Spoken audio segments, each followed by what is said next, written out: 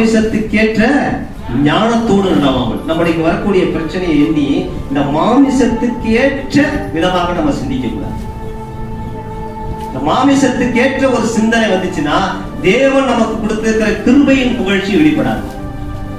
தேவன் நமக்கு கொடுத்திருக்கிற கிருபையின் புகழ்ச்சி வெளிப்படணும்னா நம்ம மாமிசத்துக்கு ஏற்றபடி சிந்திக்காமல், வேதவசனம் சொல்லுகிறது, தேவனுடைய கிருபையினால் நாங்கள் உலகத்திலையும் விசேஷமாக உங்களிடத்திலையும் கபடம் இல்லாமல் திவ்ய உண்மையோடு நடந்தோம் என்று எங்கள் மனதை எங்களுக்கு சொல்லும் சாட்சியே எங்கள் புகழ்ச்சி. முதலாவது நம்ம அறிஞ்சு பார்க்கணும். நம்ம நடந்து செல்ற பாதை, நம்ம தேவன் மேல் வைத்திருக்கிற விசுவாசம், எந்த சூழ்நிலையிலுமே பிரச்சனையின் வேலையிலுமே நமக்கு இருக்கக்கூடிய பல போராட்டங்களுக்கு மத்தியிலே நாம எப்படி வாழ்றோம் அதை நம்ம தீர்மானம் பண்ணணும். அந்த தீர்மானத்தின் அடிப்படையில தான் தேவ நாமம் வகிக்கும்.